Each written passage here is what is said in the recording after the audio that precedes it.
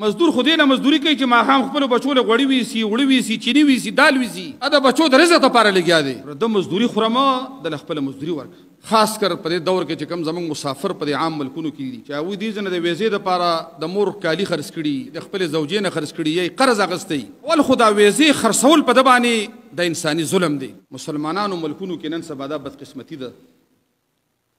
چې دلته د انصاف توقعات ډېر کم دي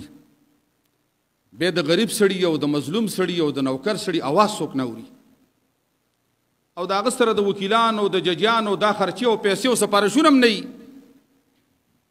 خاص کر په دې دور کې چې کوم زموږ مسافر په دې عام ملکونو کې دي چې هغوی دې ځنه د ویزې دپاره د مور کالي خرڅ کړي یا د خپلې زوجې نه خرڅ کړي یا قرض اخیستی اول خو دا ویزې خرڅول په ده باندې د انساني ظلم دی ځکه ویزې معنی څه ده چې ما یو کپنی جوړه کړې ده ما ته 200 مزدوران پکار دي نو دې 200 مزدورانو دپاره هغوی د یوې ویزې 10,000 ریاله او 6,000 ریاله 7 لکه او 10 لکه او 6 لکه ریټ یې ورله کېښود اول یې دا ظلم دی دویم ظلم یې دا دی چې کله یې ولیږي او دا کار کوي او دا به نه کوي دا به قومي کوي دا به وطني کوي دا به خارجي کوي یو ظالمانه قوانین د مسلمانانو دپاره ایښي دي او چې کلم دا مسلمان کال کارو کی یو نیم کالو کی کور ته راځي نو دغه ظالمان د ده دا مزدوري دله په شوق نه ورکوي خامخا به د هغه زړه د خیري خیږي رسول الله صلی الله علیه وسلم فرمایي وایي د مظلوم د خیرو نه ځان وساتئ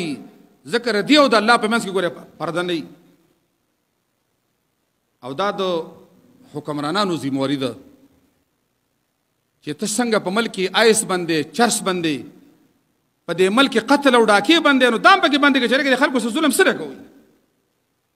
بیره دې کفالو چې کوم پیسونه دي چې کال پس به دومره راکې او 2 کاله پس به دومره راکې دا ټول د خلکو نه په چل ول باندې د هغه مزدوري خوړل دي د هغې د مزدورۍ خوړلو دپاره دا لارې دي چې دا به شیز به راکې دا به راکې دا به راکې نو که د هغه 100 روپۍ مزدوري نو په 100 کې 100 دته پرېښې د 80 وخوري دې وجې نه د مسلمانانو سکون نشته د دوی په دې زندګۍ کې خوشحالۍ نشته ځکه دې ظالمانو سره د دې نه چې دا مؤمنان دي مسلمانان دي الله مني رسول مني قیامت مني جنت او جهنم مني خو سره د هغې په خپلو ماتحتو مزدورانو باندې ظلم او زیاتی کوي چې کله یې دله مزدوري وکړه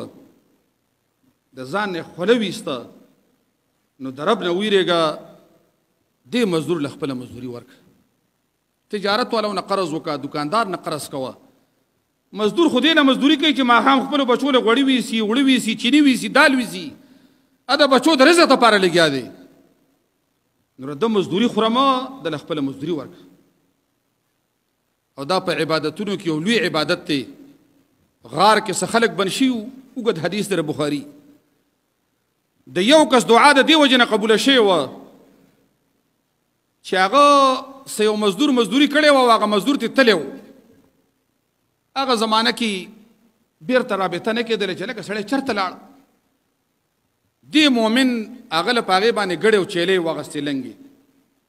هغه یو ځل لنګې شوې بیا لنګې شوې بیا لنګې شوې بیا یې بچي راوړو بیا یې بچي راوړو